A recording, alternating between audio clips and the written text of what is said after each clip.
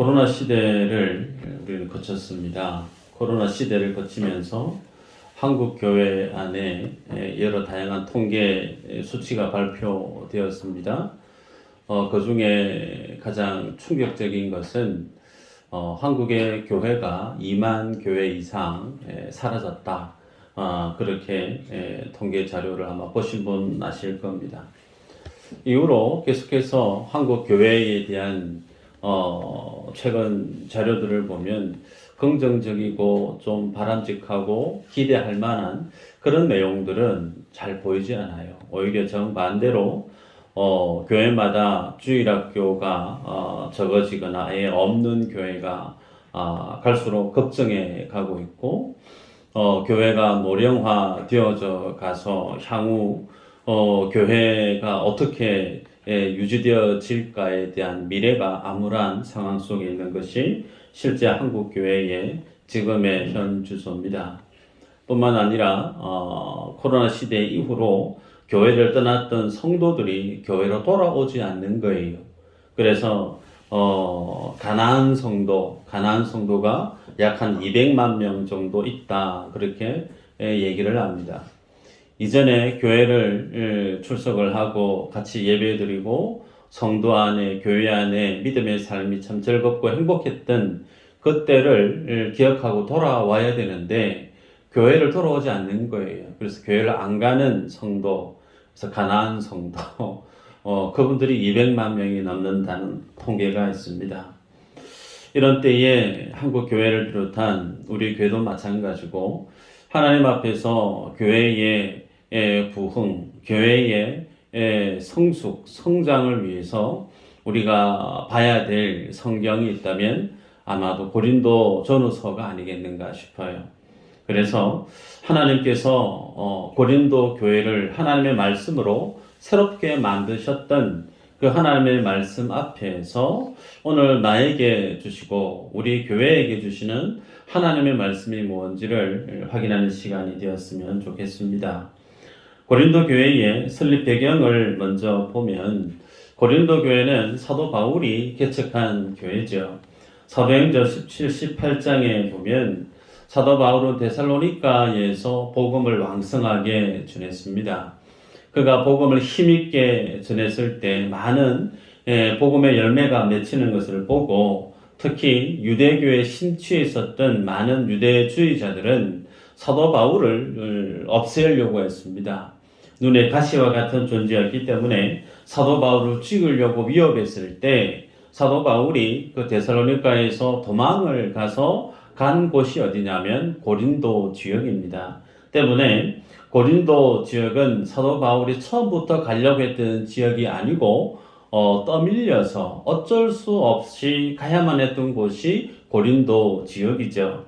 그러나 하나님께서 세상을 주관하시기 때문에 사도 바울의 복음을 주님이 그 물꼬를 트신 이가 누구냐면 유대주의자들이 아닌 성령 하나님임을 우리는 인정할 수밖에 없는 줄 압니다. 그래서 그는 고린도에서 꽤 긴 시간을 고린도 지역에서 복음을 전했습니다. 에베소서를 작년에 2년 넘게 강의를 하면서 사도 바울이 에베소 지역에서 대략 한 3년 가까이 복음을 전했고 에베소 지역 다음으로 많은 시간을 할애했던 지역이 고린도 지역입니다. 그래서 1년 6개월간 고린도에서 그는 복음을 전했고 그 결과로 만들어졌던 태어났던 교회가 고린도 교회죠. 고린도 지역에 대한 특징은 고린도는 항구 도시입니다. 그리고 그 시대에 헬라 철학이 상당히 뿌리 깊게 퍼져 있었고 그 헬라 철학 속에 있었던 유희적인 그런 문화 색채가 짙었던 곳이 고린도 지역입니다. 뿐만 아니라 그곳에는 12개가 넘는 이방 신전이 있었고 사랑의 여신으로 알려진 아프로디테라고 하는 신전이 아주 높게 세워져 있는 그런 어떤 우상 숭배가 아주 무성했던 곳이 고린도 지역이죠. 그래서 그곳의 신전에서 여사제들이 항상 준비되어져 있었는데 그 여사제들이 수천 명에 달했다라는 통계 자료가 있습니다. 그래서 신전 예식, 소위 제사를 드리게 될 때는 그 모든 여사제들은 공식적으로 자신의 몸을 파는 그런 어떤 행위를 했을 뿐만 아니라 밤이 되어지면 60만 명이 넘는 도시로 내려와서 그 여사제들은 창기로서의 삶을 살았던 곳이 고린도 지역이죠. 그래서 고린도 지역에는 항구 도시였기 때문에 물질적인 어떤 재정적 부요함이 넘쳤고 술과 쾌락과 환락과 성적인 문란이 무성했던 곳이 고린도 지역이죠. 그래서 고린도인 같다라고 하는 그 말은 그 시대 때 가장 엄난한 사람을 표현하는 대명사와 같은 닉네임이 붙어졌습니다. 그렇기 때문에 고린도 지역 어느 곳에서도 시장에 가면 우상 숭배하면서 제사에 드려졌던 고기들이 시장에 널려 팔려졌습니다. 그리고 여러 많은 어떤 문제들이 절비하게 있었던 곳이 타락한 도시, 그 도시가 고린도 지역이었는데 그곳에서 사도 바울이 1년 6개월간 복음을 전했을 때 그 소돔과 고모라와 같은 그곳에 하나님의 교회가 세워지게 된 거죠. 세워지게 되었던 간략적인 과정을 살펴보면 바울이 데살로니가에서 고린도에 피난을 와서 그곳에서 한 부부를 만나죠. 브리스길라 그리고 아굴라라고 하는 이 부부를 만나게 되는데 이 부부들이 가지고 있었던 직업이 텐트를 만드는 직업을 가지고 있었죠. 사도 바울도 그의 직업이 텐트 메이커였었습니다. 그래서 그곳에서 타지에서 이 부부를 만남으로 아주 친화력이 남달랐었을 것을 짐작하게 되죠. 이유는 그 브리스길라 아굴라 부부도 유대인이었다는 거예요. 그리고 그의 와이프는 로마 시민권을 지닌 사람입니다. 사도 바울도 로마 시민권을 가졌던 사람이고 때문에 같은 업종에 몸담고 있고 동일하게 로마에서 살던 그들이 글라우디우스 황제의 칙령에 의해서 로마에 살던 모든 유대인들은 떠나라, 로마를 떠나라라고 하는 추방령 때문에 그들도 로마에서 살다가 고린도로 올 수밖에 없었던, 그래서 상당히 삶의 처지가 사도 바울과 일맥상통했던 공통 부모가 많았던 부부 브리스길라 아굴라 부부였죠. 그래서 그들과 교제하면서 하나님의 교회가 그 땅 가운데 세워지기 시작했는데 또 다른 한 인물이 있는데 18장에 보면 바울이 회당에서 복음을 전했을 때 회당장 그리스보라고 하는 인물이 있어요. 그리스보라고 하는 그 인물이 복음을 받아들이고 영접하고 회심하고 세례를 받게 되는데 그리스도라고 하는 인물 한 사람만 주님을 영접한 게 아니고 그 가정 모든 이들이 그리스도를 중심으로 해서 회심하게 되어지는 겁니다.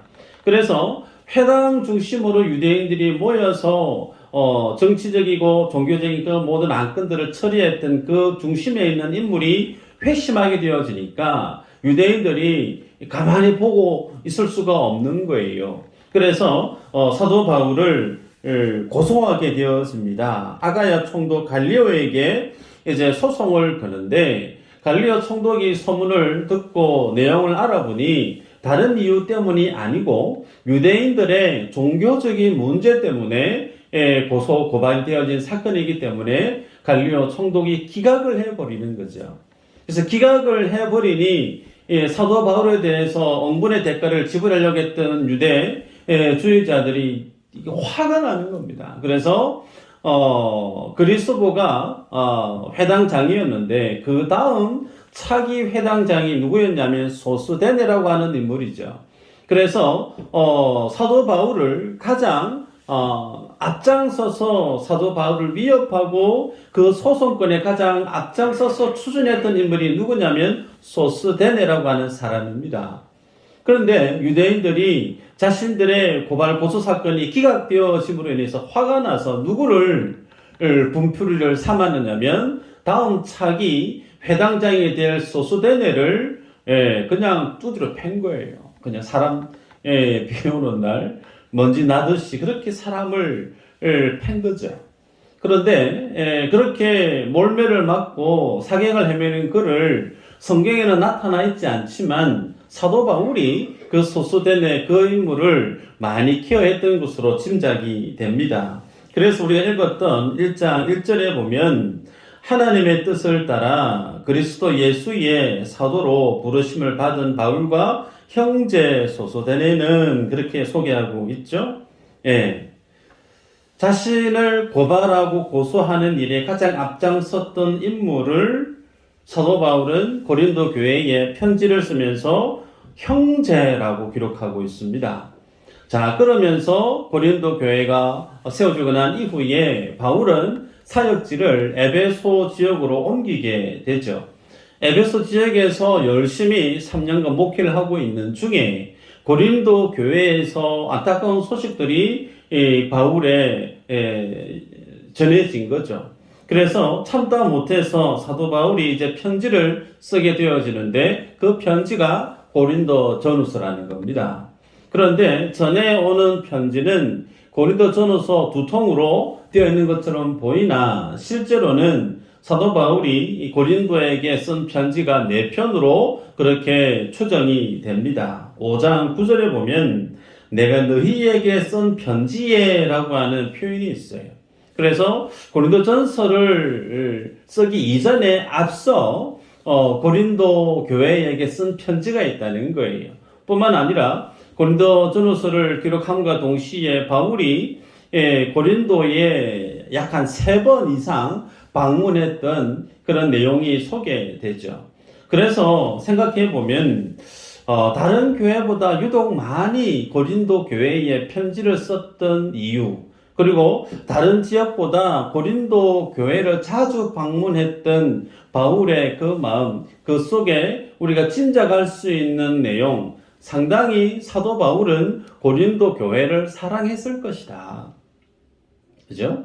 사랑했으니 계속 편지를 썼고, 그리고 자주 방문을 했고, 그럼에도 불구하고 고린도 교회 안에 고린도 교회 안에 있는 어떤 갈등이나 문제가 잘 정리되어지지 못한 부분이 혹 있지 않았겠는가, 우리 그렇게 짐작할 수가 있습니다. 자, 그렇다면 본론적으로 고린도 교회 안에는 어떤 문제가 있었을까? 사도 바울이 고린도 교회를 개척하고 난 이후에 그는 에베소 지역으로 이전을 해갔고 고린도에서의 사역의 그 중심부에 어떤 한 인물이 다시금 들어오게 되어지는데 그 인물이 누구냐면 아볼로라고 하는 사람이죠. 성경에서 아볼로에 대해서 이렇게 소개합니다. 사도행전 18장 24절에 알렉산드리아에서 난 아볼로라 하는 유대인이 에베소에 이르니 이 사람은 언변이 좋고 성경이 능통한 자라. 아볼로라는 인물이 소위 달변가였다는 거예요. 달변가, 말을 참 잘하는 사람.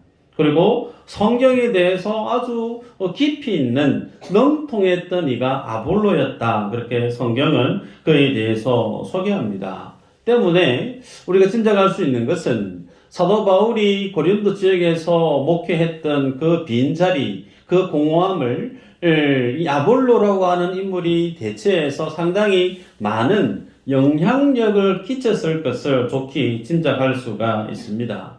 문제는 여기에서부터 이제 하나씩 일어나기 시작하는데 교회 안에 분파가 일어나기 시작한 거예요. 그래서 소위 하나님의 권위를 중시하고 우리는 바울을 사랑한다. 그래도 우리는 의리파다. 그렇게 여겼던 이들은 바울을 지지하는 바울파가 생겨난 거예요. 또 가고 없어진 사람보다 지금 우리 앞에서 열심히 일 잘하고 있는 아볼로가 정말 훌륭하다. 나는 아볼로를 지지한다. 아볼로파. 혹은 예수님의 제자들 중에 뭐니 해도 베드로가 가장 수제자 아니냐. 그래서 나는 어떤 사도들보다 베드로를 나는 지지한다. 나는 개바파. 혹은 그 어떤 이들보다 나는 예수 그리스도가 최고로 여긴다. 나는 예수 그리스도파. 교회가 사분오열로 나뉘어져 버리게 된 겁니다. 여러분, 그래서 이 외에도 고린도 교회 안에는 다양한 10가지가 넘는 문제점들이 많이 있었던 거죠. 그래서 오늘날 교회 안에, 현대 교회 안에서 쉬이 발견할 수 있고 접할 수 있는 교회 안의 다양한 문제점들, 그 문제점들이 고린도 교회 안에 거진 다 있다 보시면 됩니다. 그래서 어쩌면 저는 개인적으로 고린도 교회가 참 감사하다. 왜냐하면 현대의 교회가 많은 갈등과 문제가 있는데 그 모든 갈등과 문제를 어떻게 풀어가야 될지에 대한 문제 해결책에 대한 매뉴얼을 가지고 있는 성경이 고린도 교회였기 때문에 그렇습니다. 자, 우리들이 장로교고 개신교입니다. 종교개혁을 해서 하나님의 교회로 우리가 예배하고 있는데 종교개혁 때 종교개혁자들이 외쳤던 외침이 있습니다. 초대교회로 돌아가자. 그런 외침이 있었죠. 여러분, 초대교회로 돌아가자라고 하는 그 외침에는 문제점이 없는 초대교회로 돌아가자 그 뜻인가? 그거 아니죠. 우리는 앞서 요한계시록에서 소아시아 7교회를 먼저 보았습니다. 그 가운데 서머나 교회, 빌라델비아 교회 외에 나머지 5교회는 하나같이 문제점들이 참 많았던 교회예요. 모 교회로 우리가 볼 수 있는 예루살렘 교회도 마찬가지입니다. 예루살렘 교회도 상당히 폐쇄적인 유대주의자들에 의한 교회의 색채가 짙었던 교회가 예루살렘 교회입니다. 때문에 헬라파 유대인들에 대해서 구제를 함에 있어서 연결시키단 말이에요. 소위 예루살렘 교회 안에서도 유대주의자들에 대한 신앙인들, 헬라파 중심에 있는 신앙인들을 어떻게 해요? 차별이 있었던 교회가 예루살렘 교회입니다. 하나님이 그 예루살렘 교회를 흔들지 아니했다면 예루살렘 교회는 이방인들에 대한 선교하는 모습이 일어날 수 없었던, 그래서 오롯이 유대인들에 국한되어 있는 제한된 교회의 모습으로 벗어날 수 없었던 문제를 안고 있었던 교회가 예루살렘 교회입니다. 때문에 초대교회로 돌아가자라고 하는 그 캐치플레이 안에는 초대교회가 문제가 없어서 완전해서 우리가 초대교회로 돌아가자 그 말이 아니라는 거죠. 성경에서 볼 수 있는 것처럼 초대교회 안에는 상당히 많은 다양한 문제점들이 산재해 있었던 교회의 모습이 초대교회의 영적인 현실이었다는 거죠.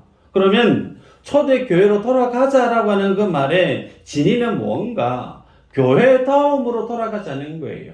교회의 본질이 뭔지 교회다움의 모습으로 우리가 돌아가자라고 하는 의미에서 초대교회로 돌아가자라는 캐치플레이 안에 의미가 있다는 겁니다. 자, 그런 의미에서 오늘 본문에 보면 사도 바울은 1절에 이렇게 고백합니다. 하나님의 뜻을 따라 그리스도 예수의 사도로 부르심을 받은 바울과 형제 소소데네는 그렇게 얘기했습니다. 발신자가 바울과 소소데네로 밝히고 있죠.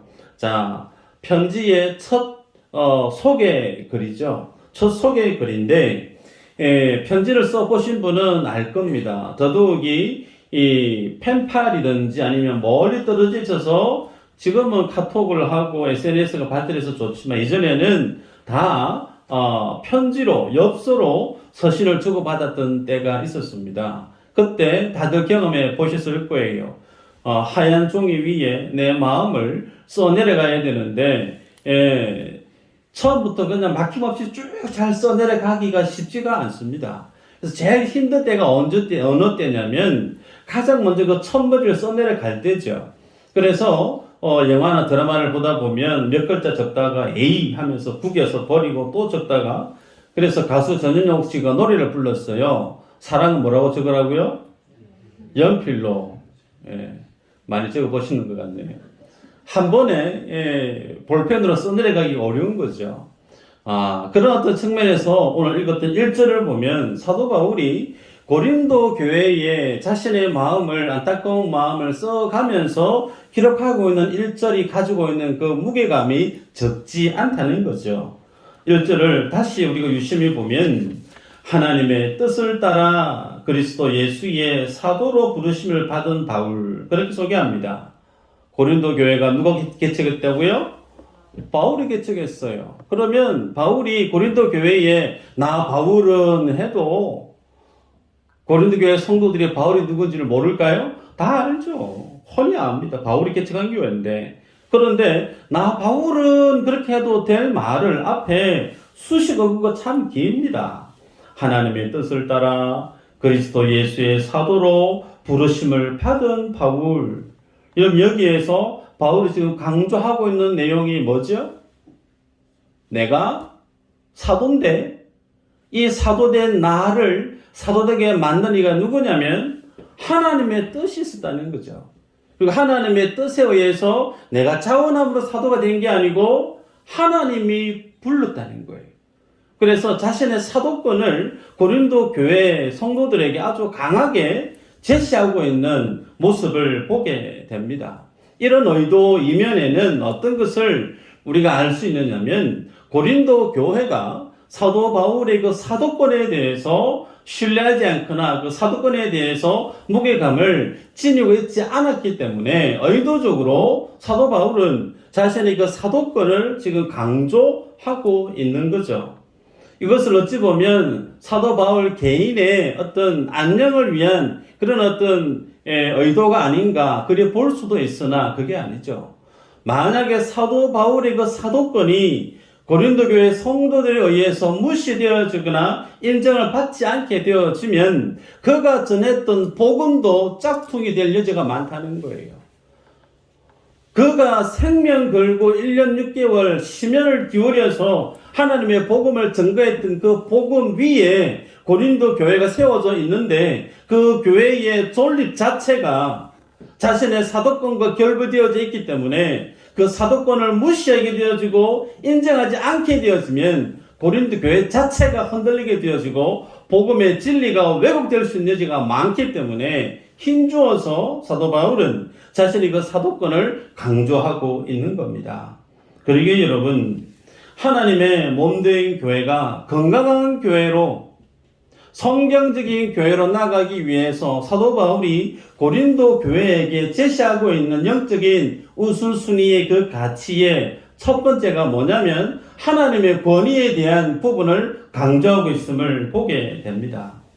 에베소서 2장 19절 22절까지 보면 교회를 세울 때 그 교회 가장 밑에 예수 그리스도가 모퉁이 돌이 되어져 있다 그래요.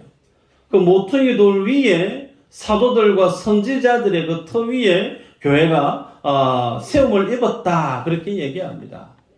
그래서 하나님의 교회는 사람에 의해서 사람이 중심이 되어서 있는 것처럼 보이나 사람이 아닌 그 사람을 불러 모아서 교회되게 만든 눈에 보이지 않는 하나님이 허락한 하나님의 권위, 소위 영적인 권위, 사도권이 그 저변에 있음을 그 교회가 반드시 기억해야 되고 그 사도권 위에 하나님의 교회가 반드시 서질 때 그 교회는 하나님의 교회로서의 능력을 발할 수 있고 존립할 수 있음을 사도 바울이 강조하죠. 자, 그렇다면 하나님이 말씀하고 있는 사도권, 그 하나님의 영적인 권위, 그 모습 안에는 과연 무엇이 자리에 있어야 될까 보도록 하십시다. 1절에 읽었지만 그는 바울과 형제 소스데네 그렇게 소개했죠. 소스데네를 어떻게 표현했죠? 형제라고 얘기했습니다. 형제, 헬라 말로는 아델포스라고 하는 말이죠. 여러분, 이 아델포스라고 하는 이 말은 소위 자궁을 뜻합니다. 같은 어머니의 배 안에서 나온 한 형제. 그래서 사도 바울은 소스데네를 어떻게 고린도 교회에 소개하고 있느냐면 예수 그리스도의 복음이라고 하는 그 자궁 안에서 함께 난 형제로 소스데네를 지금 소개하고 있는 거예요. 서두에 말씀을 드렸습니다. 소스데네라는 인물이 어떤 인물이었다고요? 사도 바울을 고발하는 그 일에 가장 앞장서서 바울을 힘들게 했던 인물이 소스데네라고 하는 인물이라고 그랬습니다. 그런 그가 유대인들에 의해서 후디로 맞고 나서 바울이 그를 케어했더니 그가 어떤 인물로 바뀌어졌느냐면 예수 그리스도를 영접하고 바울과 함께 선교하는 그 일에 동참하고 있는 인물로 바뀌어졌다는 거예요. 그가 예수 그리스도를 만나기 이전에 어떤 삶을 살았든 사도 바울은 그것을 개의치 않는 겁니다. 그가 나를 죽이려 했던, 그가 나를 고소하려고 했던 어떤 악한 의도로 내게 나아왔던 그 과거에 대해서 사도 바울은 개념치 않는다는 거예요. 지금 그가 예수 그리스도를 믿고 변화되어져 있다면 그는 나의 형제로 사도 바울이 소개하고 있습니다. 이런 어떤 그의 고백 이면에는 사도 바울의 삶의 고백이, 그 삶의 내용이 고스란히 남아있어요. 사도 바울도 230km가 넘는 먼 거리, 소위 예루살렘에서 다메섹에 있는 예수 믿는 사람을 잡아 죽이려고 가는 그 도상 위에서 그는 하나님을 만났고 주님을 만나서 영접했고 주님의 사도로 세움을 입었던 사람이에요. 이 만남 속에 가장 중심부의 자리에 있는 영적인 가치가 뭘까요? 용서라는 겁니다. 하나님이 사도 바울을 사도로 불렀을 때, 하나님이 이방의 그릇으로 그를 택했을 때 사도 바울 안에 내면에는 무엇이 가장 큰 자리에 있었느냐면 하나님이 나를 용서해 주셨다는 거예요. 나는 예수 믿는 사람을 잡아 죽이는 일에 가장 앞장섰고 본인이 직접 스데반, 전도자 스데반이 죽어도 괜찮습니다라고 하는 정인의 입장에서 옷을 자기 앞에 턱 떨어뜨렸던 것처럼 스데반이 주님 앞에 순교하는 그 일에 가장 1등 공신했던 인물이 사도 바울이란 말이에요. 그렇게 하나님 앞에 악한 일을 행했던 그를 주님이 사도로 부르셨다는 그 사실은 자기에게 있어서 가장 큰 사도됨에 있어서의 첫 번째 가치가 뭐냐면 용서라고 하는 부분이죠. 예수 그리스도가 나를 사랑해 주셨다라고 하는 사랑과 용서라고 하는 그 가치가 그의 사도권 안에 녹아 있고, 그 사도권의 그 내용 속에 고스란히 그대로 누구에게 전이되어지죠? 소스데네라고 하는 자기를 죽이려고 했던, 자기를 고발하려고 했던 그는 형제로 받아들이고 그 모습을 지금 고린도 교회에게 제시하고 있는 것을 보게 됩니다. 여러분, 그래서 오늘 고린도 교회를 향하여서 주시는 교회됨의 모습은 무엇으로 정리할 수 있을까?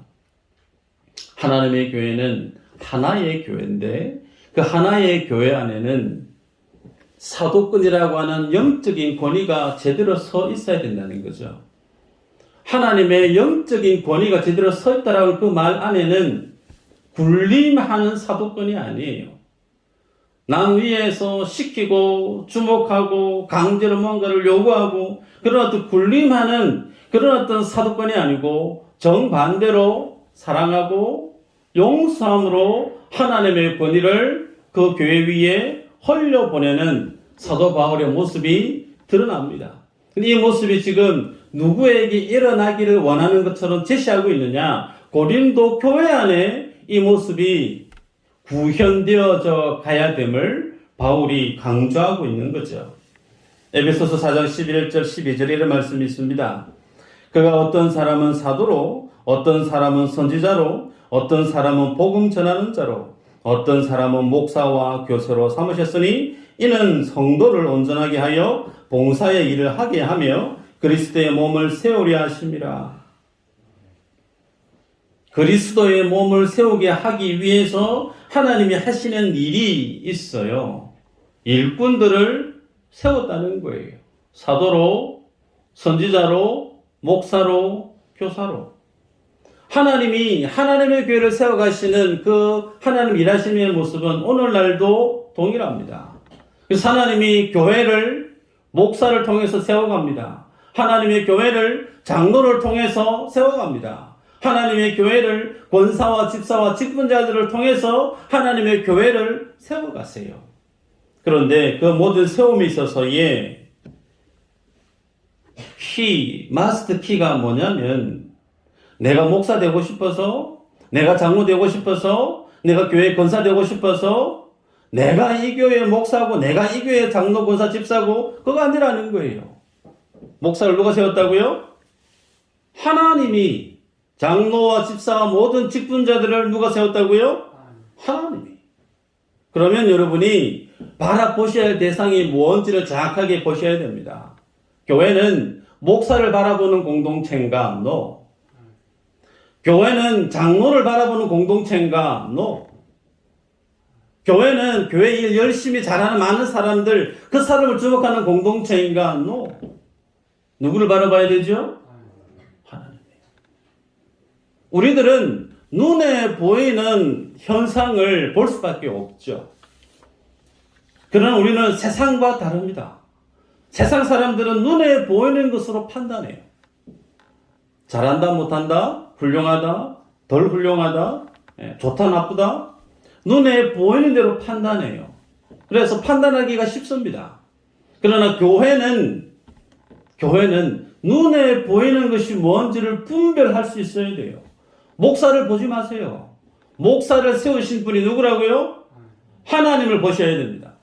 장로를 보지 마세요. 장로를 세우신 분이 누구라고요? 하나님이세요.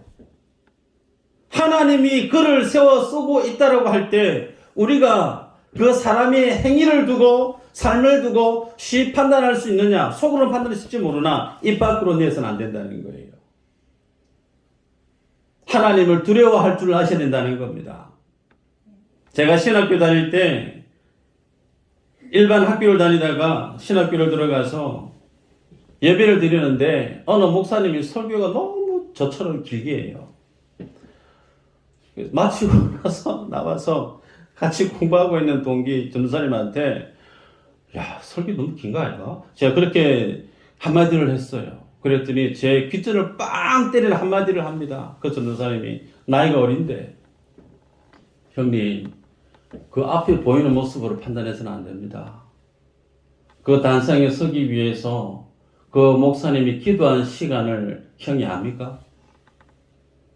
그 목사님이 그 설교를 하기 위해서 주님 앞에 기도하고 엎드렸던 시간과 그를 통해 하나님 하실 그 모든 계획한 일들 내 귀에 내 눈에 잘 안 보이지만 그 메시지 앞에 어떤 이는 변화되어지고 어떤 이는 위로를 받고 그 시간 나하고는 별 상관이 없는 것처럼 여겨질 줄 모르나 나와는 무관하게 하나님이 하시는 일들이 있을 수 있는 거 형 그거 아냐고 그렇게 정색하라고 얘기를 하니까 제가 할 말이 없더라고요. 그 친구는 1학년 때부터 신학을 했고 저는 편입을 해서 그랬기 때문에 좀 배운 사람이 다르구나. 제가 그때부터 목회자에 대해서 교회 장로님들에 대해서 대놓고 이렇게 얘기하는 걸 절제합니다. 왜요? 그분이 무서워서가 아니죠. 그분을 세우신 하나님이 제 눈에 보이기 때문에 그래요. 교회는 어떤 곳인가? 사람을 보는 곳이 아닙니다. 사람을 들어 쓰시는 하나님을 볼 수 있는 영적인 안목이 필요해요. 그것이 뭐냐면 소위 사도권, 하나님의 영적인 권위라는 겁니다. 그 영적인 권위를 인정하는 교회는 그 교회에 어떤 풍파가 있든 문제가 있든 그 교회는 견고히 서갑니다.